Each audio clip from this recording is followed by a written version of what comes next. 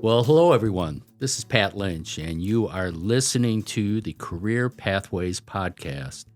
As always, I'm joined by my all-star team. We have Gavin Brunson, and somewhere out there in the back is producer Jason Nichols, making the magic happen at the podcast board. And we also have a extra special guest today, Dr. Brandii Peterson. Hello. Oh, yes. And we've been trying to schedule her. She's a busy woman, but we tied her down, and now we're going to go and be able to ask some questions, learn all about TRIO. Yes. But before we start, Brandii, tell us a little about yourself, kind of where you're from, kind of what you studied, Okay. Just kind of so we get to know know you. Gotcha. So I am Brandii Peterson. I am originally from Little Rock, Arkansas, born and raised. I am an only child. Both of my parents are the oldest of their siblings. I only have blood uncles, no blood aunts, because my mom has a brother and my dad has 4 brothers. I attended the Southern University in Baton Rouge, Louisiana, where I have a BA in history with an emphasis in African American studies. After that, I decided that I wanted to get my master's.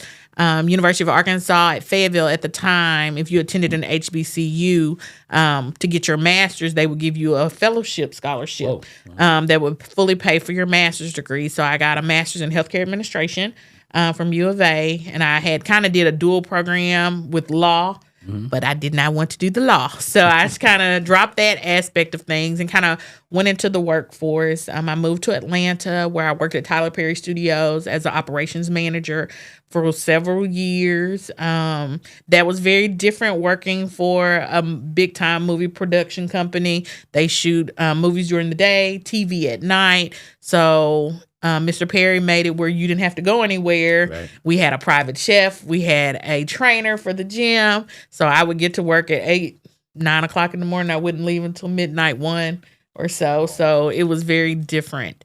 I've always had a different kind of background, as far as I say different, going between my left brain and my right brain. Yeah.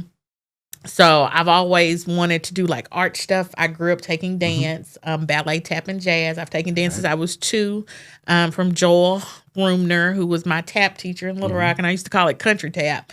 But it was one of those things that I worked at a dance studio in Atlanta and kind of taught ballet and tap to some smaller kids while I worked at the studios on days that I had off. So later on in life, I decided to move back to Arkansas. My grandma got sick, and my dad asked me to move back here. Moved back, kind of figured life out. She passed away. I ended up moving to Texas, and I was in Texas for a while. Loved Dallas. I was a big Sharks fan there, and got to see the Mavericks play. Met just a lot of influential people there. Yeah. I worked at Dallas Black Dance Theater, which is the only black ballet company in the state of Texas. And so when I was there, I got to meet Marshall Faulk, who was a cowboy. Yep. And he kind of talked to me about Cowboy Stadium and how they built it. I went to my first game with him and his wife. So I've had like a really good life and tried to figure some stuff out. I ended up getting another master's from the University of Phoenix. At the time, you just go to the campus, and I went there and I got an MBA. Just let somebody talk me into telling me I didn't have enough education. I was like, okay. After that, my dad passed away. So I moved back to Little Rock so I could be closer to my mom. We don't have blood family in Arkansas. Right. All of our family lives out of state. So I wanted to be closer to my mom. I worked at Goodwill Industries of Arkansas, where I oversaw 27 career centers in the state of Arkansas. Was there for 5 years, started working on my doctorate at Jackson State in Mississippi. So traveled that road once a month. The program, you go once a month for 4 days, and you are strictly in it. It's a 2-year program. Wow. So I finished in 2020 during the pandemic, which was very hard to write a dissertation during a pandemic, but I was able to do it. I was the last one to defend my dissertation. Yeah. We had to do it by October 3rd, and I did mine on September 30th. And I used to say I'm the last of the Mohicans, and I was like, oh, that's probably not politically correct, but I was literally the last one to defend. Graduated via Facebook on 2020. And then we actually had our in-person graduation in May of 21. So... Well, you know, before we get into everything around Trio, Tyler Perry. Now, I did not know that about your background. Okay, good guy. Don't want no comment. Yes. Tell us, you know, what, you know. He is amazing. Yeah. The things that he's gone through, he's originally from New Orleans. Yeah. He's one of those people, he is not your friend. And he's not. He's your employer. Right. Very to himself, very down to earth. I think people want him to be something more than what they see on TV, but he really isn't. He's really like to himself. If you speak, he speaks. If he comes and asks you a question, he expects an answer. He puts on the events that he has for his friends and family. I was there when he opened the second studio, which was the old Delta Airlines headquarters, and it was amazing. I think that was the first time I met Sidney Poitier, and I got to see Oprah. And the Sidney Poitier probably was the most famous person that I met while I was there, because Ms. Perry was like, you know, don't look crazy, don't be starstruck when you see these people. And I was like, okay. And so when I saw him, I immediately put my face down and dropped my eyes like I was a little dog. And he walked over to me. He said, "No, beautiful, always keep your head held high." And I was like, thank you so much, because he's touching me. You know, and but has it was that just golden voice. Yes, too. he does. Very sincere, but I enjoyed my time there. It's a lot of work. It's a lot of hard work. But I respected my time there, and it went well. Now, that the studio, was that the one where the old Ford plant was? Is that where his... No, so the new studio is where the old Ford plant is. The new one, yes, that is Fort. I think Fort Myers. I can't remember the base, because it was an Army base that he bought. Right. But the one that I was there for was his second studio. His first one was on Krog, which is like Highland Park area in downtown Atlanta, where this one is more so closer to the airport. And it was the old Delta Airlines headquarters. Well, that's amazing. Yeah, I learned a lot. I learned how to build studios, how to make surround sound work. It was definitely a learning tool, but I enjoyed it. I mean, I don't think it's something I could have kept up for longer than I did, just because it's real tedious on your body, not really getting enough sleep, those kind of things. Because you working, but you know. Oh yeah, no, that's amazing. Yes. I just want to ask. It sounds like you've been everywhere and you've done everything. What brought you to Lyon Liberal Arts College? So I finished my dissertation in September. I started applying for jobs December 1. I talked to the registrar. My degree had already been signed and confirmed. So I was like, she was like, you can go ahead and start applying for jobs. If somebody runs a check on you, they will see that you have a PhD. And I was like, okay, great. So I started applying. I was offered, I had an interview with Lyon. I had an interview at the University of Montana. I was like, I'm not moving to Montana.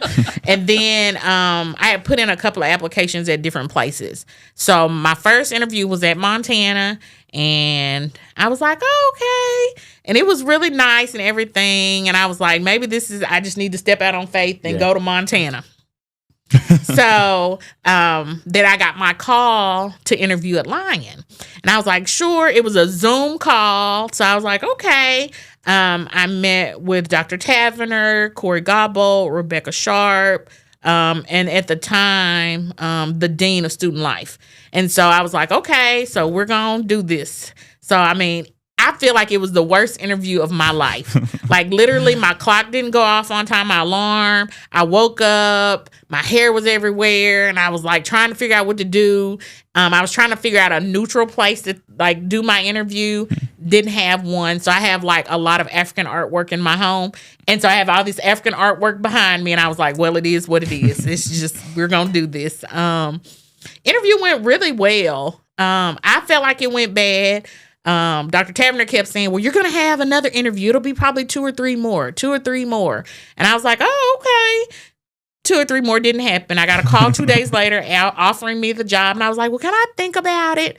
And she was like, yeah, by the end of the week. So this probably was on a Wednesday. She's like, I need to know something by Friday. So I didn't really have time to come up here and visit. But I looked at it on the map and I said, oh, it's as big as Jonesboro kind of thing. It's nowhere else around. It's the biggest town. Right. No. So I came to fill out my paperwork and realized it was not Jonesboro or Little Rock kind of situation. So my mom was like, well, what are you going to do? I said, well, I guess I'm going to be here. And she was like, well, I hope you wouldn't quit a job because they don't have a mall. I said, I probably would have, but my maturity is telling me that's not okay. I said, I'm going to come here. I believe in youth, people going to college. I worked at Job Corps for several years and loved that environment. And I was like, I can do this when I really sat down and dug into the grant.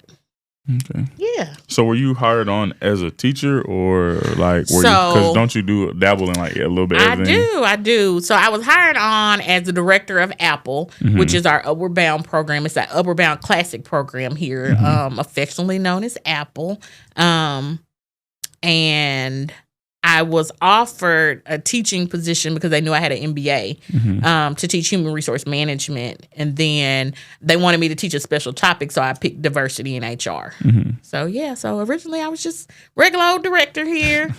But I've enjoyed it. All the staff that I've come across have been really good. I've been able to really pour into some people. I believe in pouring into other people. This is not my end game. And so I want whoever I leave behind to really understand the legacy they have. Both Apple and UBMS, which is the Upward Bound Math and Science, are the oldest in the state. Okay. So that's important for us to keep that longevity going. Well, you mentioned that. Oh, so Apple and UBMS are part of Trio. Yes, so Trio. Trio. Can you walk us through how that's all structured? It's a little confusing. Trio has 8 programs. Trio is a 8, but why not 3? You know. Yeah, it's 8. It's 8 total programs. So some of them are collegiate and some of them are pre-collegiate. Okay. They're all under the Department of Education. So you have Upward Bound Math and Science, Veterans Upward Bound, who are for veterans. Right. They're going to be your non-traditional students that maybe served in the military, went to war, those kind of things, but maybe want to go to college. Those are your 3. Those are your Upward Bounds. Then you have Talent Search, which serves 6th grade to 12th grade. You have EOC, which is Opportunities Communities, so they have different things. Then you have SSS, Student Support Services, which I hope we'll be bringing here to Lyon next year. Oh, right. And then we have 2 more, and I'm trying to get them out. ELC, Overbound, Talent Search, UBMS. I said that though, didn't I? ELC. So there are 8. I can't think of all of them right now, but there are 8. The 2 that are prevalent here at Lyon then are Apple and... Yeah, so we have Apple, which is classic UB, and then we have UBMS. Okay. So UBMS is the oldest in the state. It used to be a regional program, which means it had Arkansas, Oklahoma, Tennessee, and Missouri. Yeah. And then they changed the demographics of the program, so now they're in-state. So now the UBMS program has 8 schools here in the state of Arkansas, and then Apple has 9 schools that they serve here in Arkansas, and they're the second oldest in the state. So with UBMS, walk us through what's the mission, what's UBMS trying to accomplish? So UBMS is STEM focused. Yeah. So everything they do is about math and science, really getting in there to find out, what the student wants to do, how they want to learn how to do things. During the summer, we have a 6-week intensive program where they're really put into like physics, math, chemistry, biology, more so on a college level. We have college level professors teaching those courses, and they're able to really kind of hone in onto those STEM fields. Right. Yeah. Yeah. So then, and those, the students there, they're like 9 through 12? 9th through 12th grade. Okay. So usually we get students that are rising 9th graders in the summertime. So they would have just finished 8th grade. Yep. So they're rising 9th graders. We do 9th, 10th, 11th, and 12th. And then when seniors graduate, then we have them bridge. Bridge program is where you're able to take like classes on the college level, but we're still here to kind of make sure you can make the transition easier. Oh, and what geographic area do you serve? So UBMS, I'm going to try to name these, has West Memphis, Nettleton, Jonesboro, Pocahontas. We now have Southside. Okay. So it's a range of different things. Our furthest school is West Memphis. Wow. So that's like 2 hours, call it 2 hours away. So Yes. that's a pretty big geography. Yes, it's a pretty big circle. We have Cave City, Mountain View. Yeah. So it's a lot of schools kind of overlap with Apple as well. Yeah. And so then Apple, tell us about Okay, Apple. so Apple is more of a classic UB program. I mean, yes, UB program. It focuses on all aspects of education. So all of these programs are low income, first generation programs. UB is a little bit different in that lane, UBMS, but UB really focuses on first generation, low income, because what they're trying to do is give those that do not have an opportunity for that extra support to get support. And so with UB, with Apple, we have Batesville High School, Southside, Nettleton, Mountain View, Melbourne, Cave City, Cedar Ridge, Newport, Tuckerman. So we serve a larger amount of kids. So there are 86 kids in that program, and UBMS has 66. And that's the group that, like on Mondays? Yes, Apple is here every Monday. Yep. We pick our students up from school, Yeah. and we take them back and drop them off at school, and their parents pick them up from school because it's easier for parents to get to the local school versus trying to drive to Batesville to pick them up. Yeah. And then what you hope to accomplish is just to show them that college is within reach? Yes.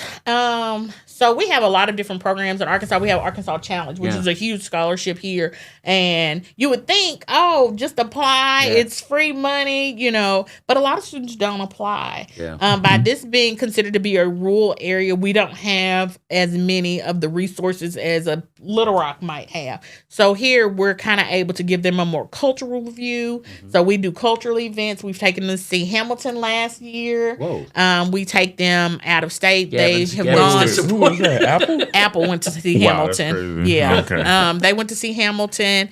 They go on trips in the summertime because a lot of families don't have vacation money. So last year we took the kids to Nashville, and then we took them to Dolly Parton. What is it? Dollywood. Dollywood. Oh, And they had a good time there. I bet. UBMS got to go on a trip. They went to, where did y'all go last summer? You didn't go. Okay. No. We didn't have a trip. Yes, they did. No, You just didn't go. Because we had we went to the pool. They did. They went to St. Louis because I have the pictures. Oh, they you're went talking to St. about the Louis. final Their trip. final trip. Yeah. Okay, cool. They went to St. Louis. Yeah. And Yeah.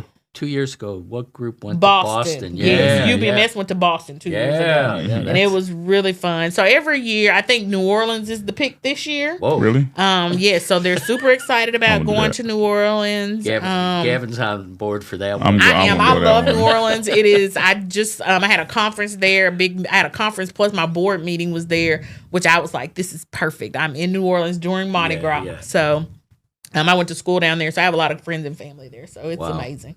So I'll call it Apple UBMS. Okay. They're all funded through a federal grant? Yes, they're all funded through a federal grant every 5 years. I've rewritten the grant twice now. Wow. No. Yes. One for UBMS and one for Apple. So you got to do them separate? Yes. You write them separate. You have to send them. They grade them. You get priority points. It's a whole thing. Yeah. It's a lot of stress. That's why I said I'm about to start writing for SSS, which will be a new program here at Lyon. But it's for college. It's one of our collegiate programs. Yeah. So it'll really support first generation college students that are currently in school and help us to really support them, go on trips, take them to places, look at getting a master's degree. We want to push the narrative of education. Yeah. My experience in the nonprofit space is grants are one of the things that intimidate me. You're giving me the look. It's like, I can only imagine and the grants we were doing were small, not like a federal level, which I'm sure this is. It's a lot. It's extensive. I've written grants probably 10 years now. Yeah. And it's so hard because you don't get gratification immediately. You have to wait to find out if you've even made it. Yeah. And then they're like, oh no. And you're thinking, I've spent hours. Yeah. And hours. So Apple was my first grant that I wrote. They told me it didn't have to be written until 3 years after I was here. Yeah. Haha, joke's on me. Had to be written before the other grant ended. So I wrote the grant. I came to work every day, January the 1st through January 31st. Wow. And worked every day. Getting back to, as far as Apple UBMS, you employ a lot of Lyon students. Yes. Yes. And kind of tell us like what kind of roles do the students fill and kind of in for both programs, how they help. Okay. So we hire tutor mentors. Yep. So our tutors, our mentors, and then we also have drivers. So our tutors basically tutor the students. We have this great software platform by Mastery Prep that helps the students to take their ACT and basically figure out their areas of weakness. And so everybody gets to focus on something else, whatever their personal weaknesses are, in order to strengthen them for their score. Our mentors are here like to have fun. It's called peer-to-peer mentoring. And so you're more likely to talk to someone that you're closer to your age versus someone like me that's like a mom to them. Or the crypt keeper. Yeah. So it's kind of one of those things we want the students to feel comfortable. So the mentors, tutors are college students. So they're not too far removed from high school that they still understand what the students are going through, but at the same time can advise them and give them some advice. Our drivers, they're just drivers. They pick the kids up from school and drop them back off at school. Yeah. And a lot of that, they see role models and they could see themselves, Yes, and they develop relationships with the mentor tutors about like as far as not relationships. Was this guy a role model here? Yes, he was until he decided to take his shirt off and run around campus, and the girls were looking. Workout session. I ain't never seen Gavin run around this campus before, except this I summer. always run around this campus. No, sir. Yes, I do. And so, but yes, they really like Gavin. Like the girls really like Gavin too. But Gavin did well. He kept things very professional. No, don't edit that out.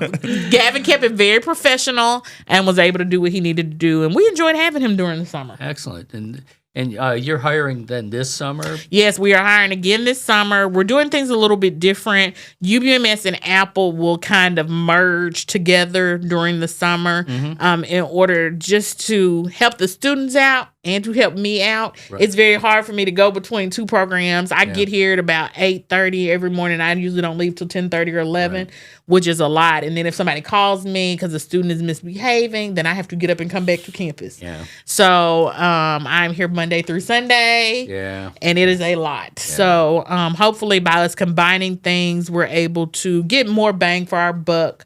As far as people that are coming in and do workshops and talk to our students. It's more fun. I feel like it's hard for our students to be here and they've been in school all year to come here and be in school again. Yeah. That's a hard sell. But if we talk about things that they're really interested in, what is college life? What is being an entrepreneur look like? What is anything that you really want to talk about that you can really give the students good advice about, your career, your choices in life? I think it's always something that they can benefit from. Yeah, I know my sessions just talking emotional intelligence. And that's very important because they lack it. Yeah, and it's just like they all get invited. It's like a lot of times you have to drag like answers out, but in that session you start asking about like what sets you off, what makes you angry. Look out! And all of a sudden here it comes, and but they learn. That's that it's how you all kinds of stuff will set you off, but it's how you handle it, how you manage it. And you said something.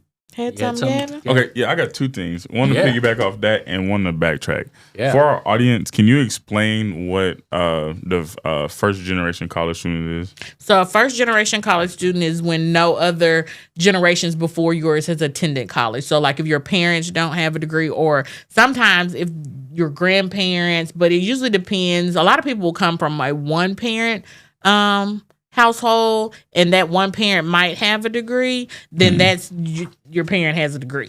But sometimes it'll be a situation where neither parents have had a degree, grandparents haven't. My mother is a first generation college student. My grandmother has an 8th grade education, and then my mother went to college. She went to Langston, Oklahoma. So she's considered a first generation college student. And we have several here on Lyon's campus that are first gen, and we appreciate them.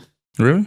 Oh, wow. Okay. And so most of the students, if you've ever looked at the faculty and staff when we march in, they have a 1 if they're first generation. They did a program that Jen Daniels started. Dr. Daniels did basically a reception to honor them, and everybody that attended that's a first generation college student received a 1, and they all have them on their gowns, and they're really nice. I love that part about it. Okay. And to piggyback off what Pat was just talking about, the emotional aspect of it, y'all both can answer this because I know y'all both been teachers and y'all work with kids. How do you if you don't have that mentor who is around their age, how do you bridge that gap to getting them to open up and getting them to talk? Because I remember in the summer we had a situation where I had to talk to a student and he still wasn't opening up, and you can tell that he was holding it back, but was still not opening. So how would you bridge that gap? I think it's different with everyone. Some people will automatically cling to you. Some people won't. I have students that come to my office every day. If I'm there or not, usually they be like, "Where are you?" And I'm like, "I'm at home." "Why are you at home? Why aren't you here today?" Kind of thing. And they look to me for advice, how to go for an interview. If they have something to tell their mom, I get a lot of that, and they're scared to tell them. I think I'm the mom that's the cool mom, and they're I'll tell Dr. P, and then if she tell me something crazy, and I'm going to look okay. But most of the time, I just shoot it to you straight. I've always been around younger people. I think it keeps you young. I kind of know what the rap is or what's going on the street. I'd be like, "What's going on? I got a Snapchat about this." And they'd be like, "You got a Snapchat?" You'd be surprised how many of y'all tell on each other around here too. But it's one of those things where I can kind of keep my finger on you and make sure that you're okay.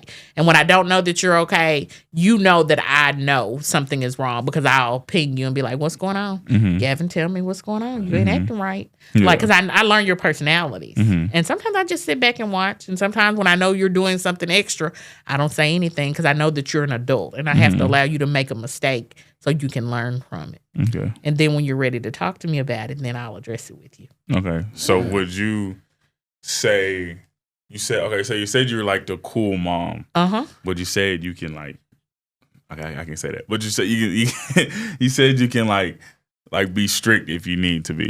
Do you think that there's one side is better than the other, or do you think it's hard to find that balance? Sometimes it's hard to find the balance, because at the same time I have to keep a professional relationship, because I am employed here. But sometimes I understand that that's not what you need. Sometimes you need an actual friend that's older than you to say, "This is not okay, and you cannot do this." And sometimes that voice helps. So I think I keep it very professional, but at the same time, students know that I care about them, and that I'm going to go to bat for them if something happens that I feel is wrong. But most of the time, a lot of students, when I found out something has happened, I say, "Well, what could you have done to make this better? What was your action in it?" Because I need you to recognize there's always two people. There's always a way to react to something. There's a way that you need to react to it. So how do you do that? How do you figure out what's your neutral? If you're having a problem with the professor, okay, let's talk about it.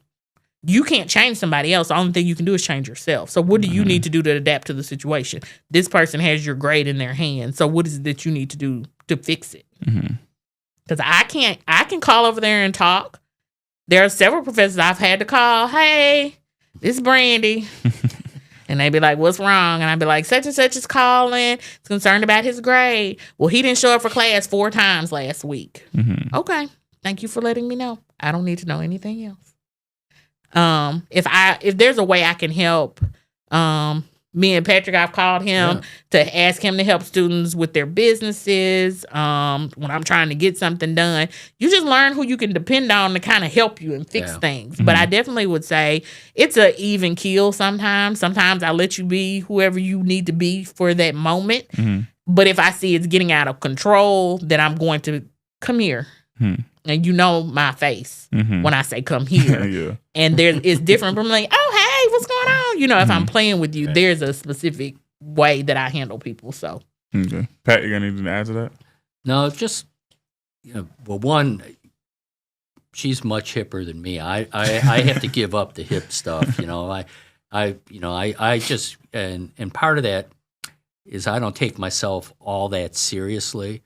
So I think it makes me approachable, so I'm not like some, I'm this director, I want to make it as inviting as possible for students to and feel comfortable talking to me. And so that's part of not taking myself too seriously. But, the thing is that while I'm easygoing, I'm also a professional. And what I find is my mission here is student success. And the pathway to success is teaching every student how to be a professional. And there's everybody that covers every career that's out there. And you learn professionalism, you're going to be successful. You're going to get the most out of your talents. And that just, kind of keeps me engaged and trying everything possible to help the students. Because just like Brandii, I care, so it's like I'll go the extra mile. The student has, gosh, I've invested so much in every new student that has a business. I'm going to buy something. And part of that is I get to know what they're about and everything. And it goes right on down the line. So that's that's why we're both here. Yeah. People like you, Gavin. Yeah. No, really. Yeah. You have anything? Or? Are you crying? Emotional? Okay. Well, no, but the dramatic change of subject. Yes. All right. Okay. You are president-elect of the Arkansas Association of Student Assistants. So that's AASA? Yes, ASAP. That's what we call it. Yep, ASAP. Okay, there we go. That's what we call it. So what kind of tell us about the role and the association? So ASAP is a part of SWASAP, Big Bad SWASAP, which is the Southwestern Association. Basically the same thing as ASAP. ASAP is just Arkansas. Right. So it's makes up several different trio programs here. Arkansas, it's a small state. We have more programs than most, states ever. We have more money in our state that actually is used by the Department of Education tax dollars, federal dollars. And so basically we're here to support those trio professionals. We have professional development for them. We do Trio Day, which is coming up on May 2nd at Arkansas State. But it's basically to come together and figure out what we can do to make things better for our students, programming wise, outreach wise, how we can help them, things that we need to do as professionals to keep ourselves together. Sometimes our mental health is just as important because we do have to hear about things that, will take your breath away and you have to really fix your face. A student came in when I first started working here and she said, "Hey, Dr. P," she said, "my mom blew the house up cooking meth. But we're getting a new house. My dad will tell me when I get out." And my face had to stay. "Oh, okay." Yeah. It stayed just as straight. I said, "Are you okay? Is your mom okay?" She's like, "Yes, ma'am." And I was like, "All right." I said, "Well, thanks for letting me know. When you get that address, come back." But it's things like that I can't react to. Yeah. I can't be like, "Oh, my God, what do you mean?" And that's what I was thinking. Like, my heart melted because I was like, where are you all living? How are you making it? Are you going to be at school tomorrow? Those are the things that I'm thinking about. Right.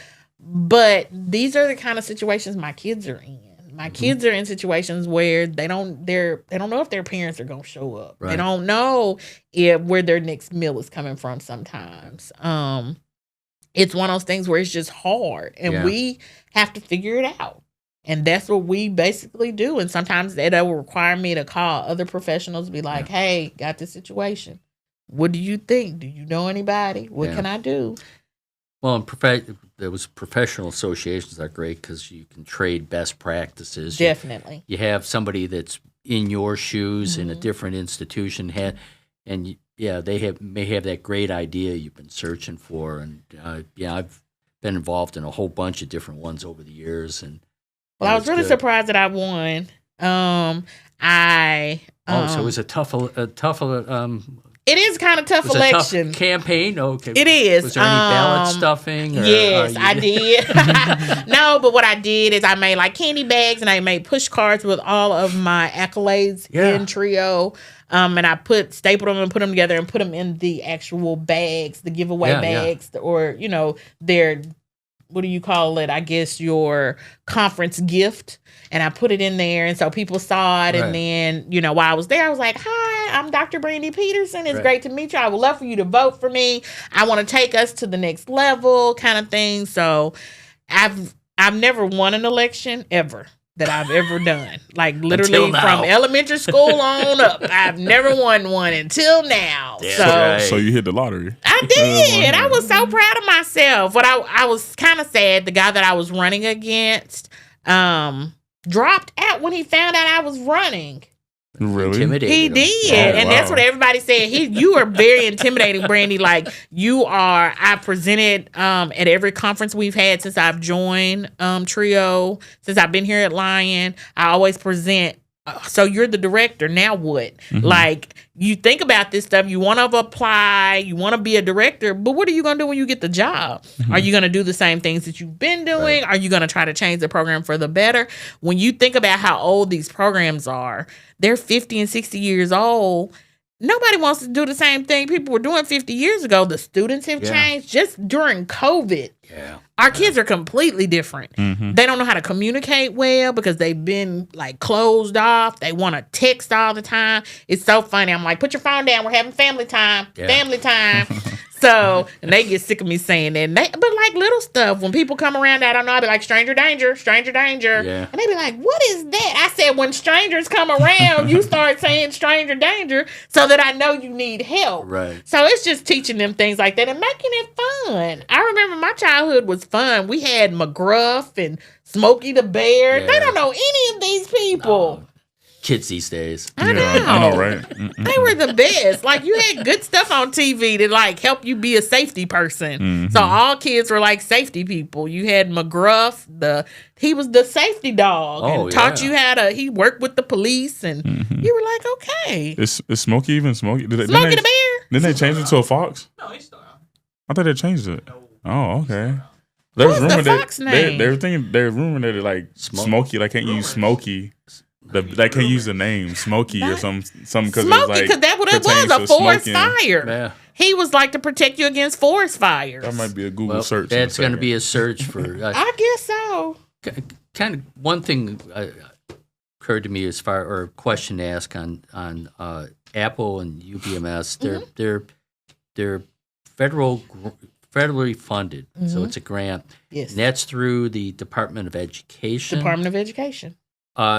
Politics being what they are, does that kind of depending on where things go, does that change like your funding source? So that seems no, uncertain. But it can. Yeah. So my funding is 5 years. So once I sign, that money is gone. Yeah. But what can change is they can increase it or decrease it during the year. So every year, during the year, they can say, oh, next year you missing 4%. Like we got a 4% increase last year. Yeah. But what we do is COE, which is our community educational partners, they have this thing called policy seminar every year.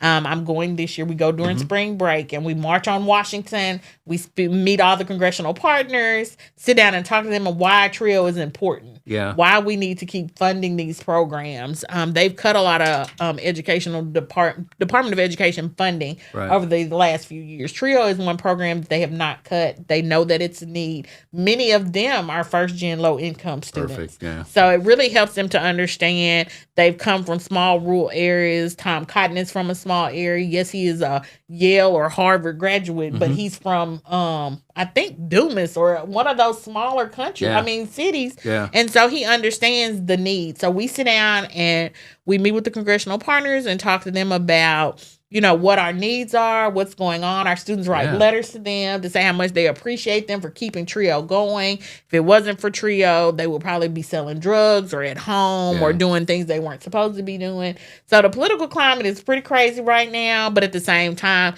we look forward to going to the March on Capitol and sitting down and having a conversation with them. So that's going to be like in a couple of weeks. I leave for Washington. Yes, I leave on the 15th, and I'm there literally all week. And we go over like leadership techniques. We have a book called, it's our TRIO book for the state of Arkansas. It lists all of the grants, all of the programs, all of the money that they receive in the state of Arkansas and how we're serving those students. So it really helps. Well done. Yes. So Apple and UBMS are the only UB programs in this district. Yeah. So it helps for our congressman to know that we did bagels with Bruce Westerman. He always has like little cute stuff, and we sit down and talk to him. So meeting Congress people and state reps, it really just supports what we're trying to do. Absolutely. Gavin, anything? I guess we can move on and talk about the Black Student Association that you and Corey are advisors to. Yes. So I guess it's been 3 years now, or maybe 2. No, it's been 3. 3 years now that Dr. Tavener approached me about being an advisor for the Black Student Association. The Black Student Association has been around. The advisor was no longer advising, and she asked me and Corey to step in and kind of help. I've always been in student organizations. When I was in college, I was in student government at Southern, Women's Federation. So I've always been a component for people doing student programming and that kind of thing. So Black Student Association, it just naturally came to me. I love what I saw the students doing, but I wanted to increase their vision or what they were actually able to do. And also for people not to just know that they're here, but also to see them, like to see the programming that they do. So we kind of started off, the MLK program was our first program that we really put on that was super big here. I was super nervous about it.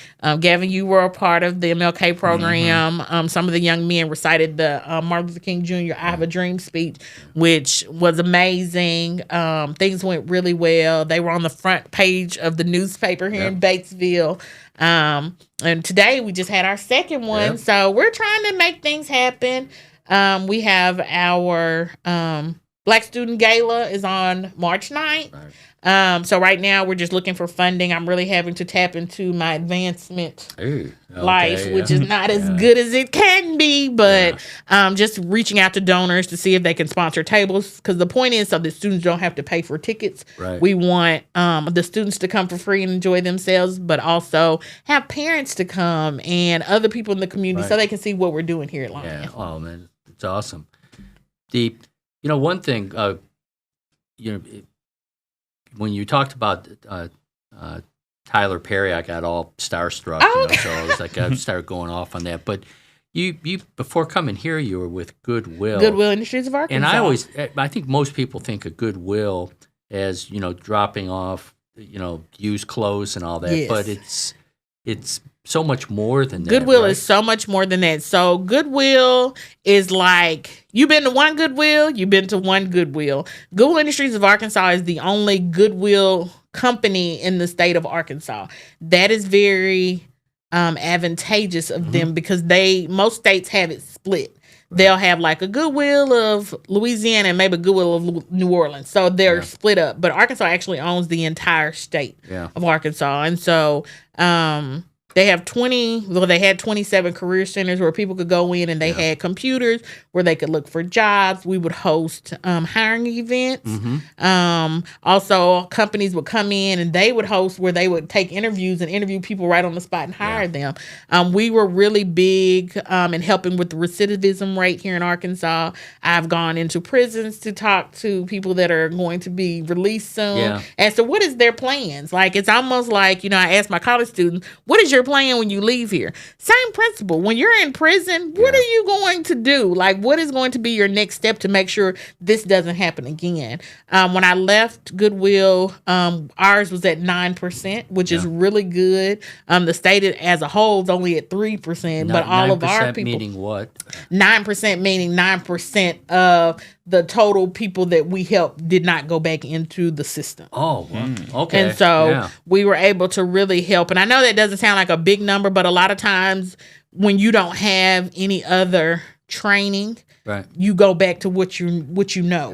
And so reentry is hard, and my heart goes out to a lot of people, especially second chance employers, to give someone a second chance to really know how to do that. I've spent a lot of time talking to my students, asking them, and I call them my students because when I worked at Goodwill, they were students as well. Explain your charges. That's super hard, and you wouldn't think it's hard. They'd be like, oh, well, I sold drugs.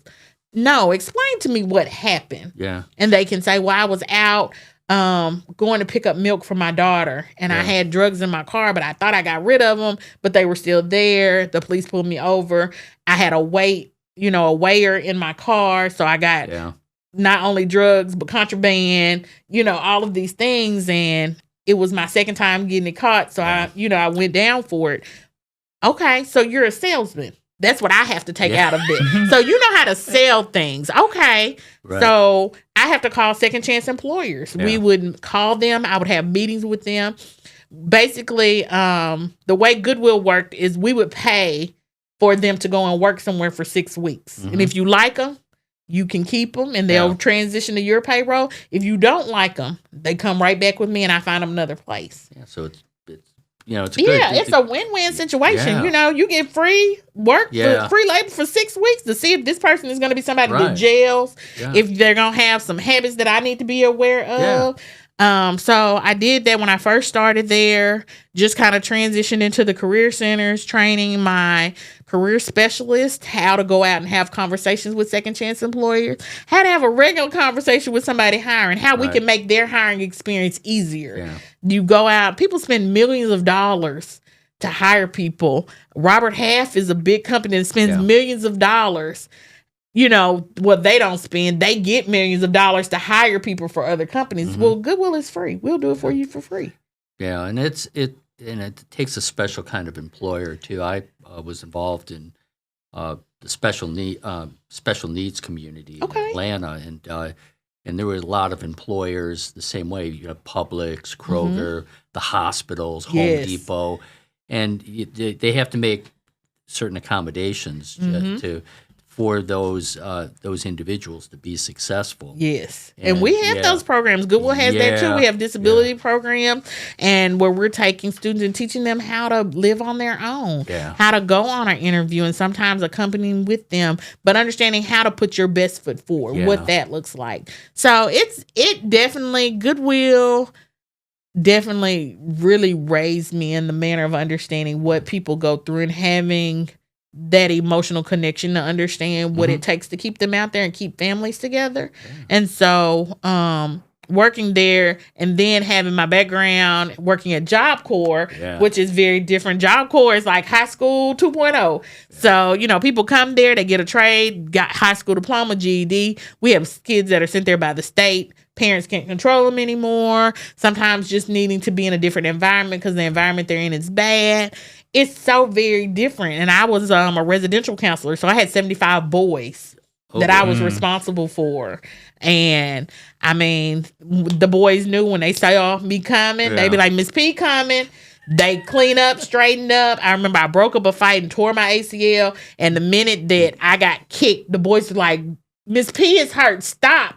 And they literally the boys that was fighting stopped fighting. They was trying to help me get off the floor. It was so bad. Oh, man. But the respect level they had for me was unmatched, because literally they stopped and was like, she's hurt, like for real, like y'all stop and like to get it together. But wow, I've thoroughly enjoyed, working with kids, working with adults, getting people on the right career path.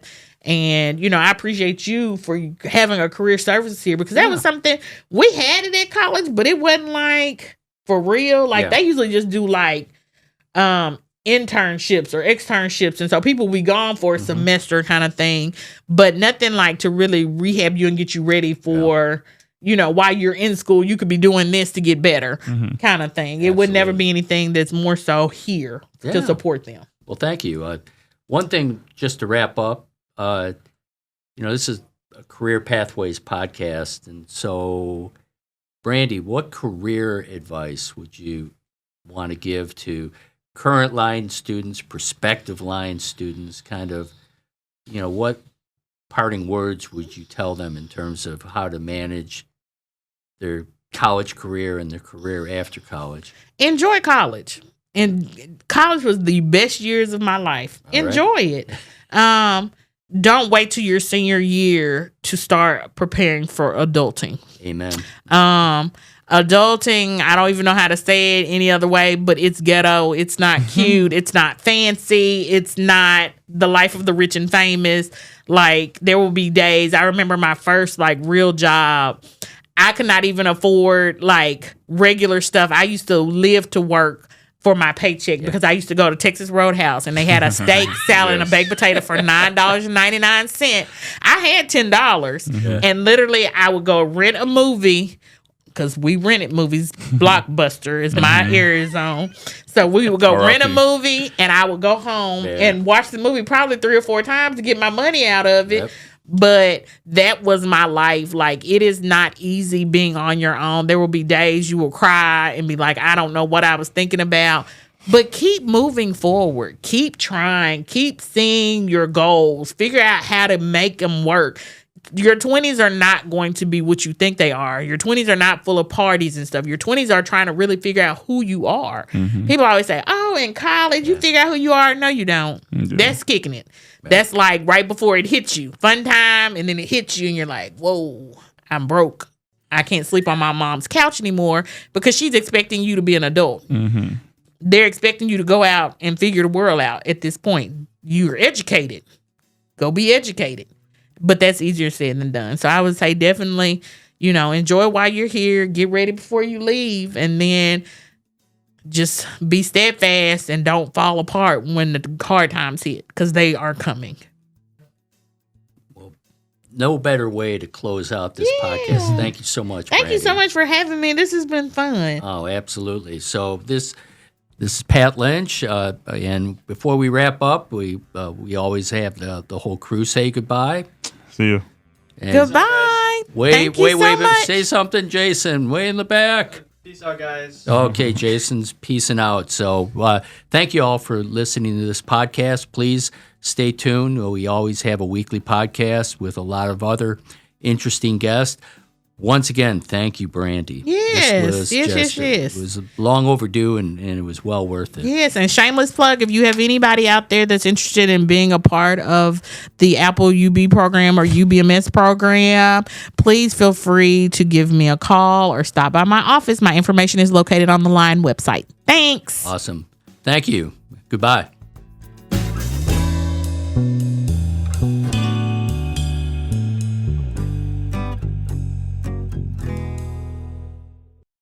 This broadcast is sponsored in part by Lyon College and by Kilt Studios. This is a nice little setup. Yeah. You should have seen it when we first started. It wasn't good. It wasn't bad, but it wasn't this. Nah, mainly, but nobody cared what it really looked like because it was mainly just radio. So it was just They're installing a door in the campus safety. Was it a campus safety person or No, okay. just some contractor? And, We need to wait. Like, you don't run nothing up here. See, you be nice about stuff. I'd be like, look, turn that off. We're not doing that today. It's so bad. Don't nobody come tell me that because they know I go all the way. And I'd be like, no. My kids are doing stuff. You need to put whatever you're doing down. Yeah.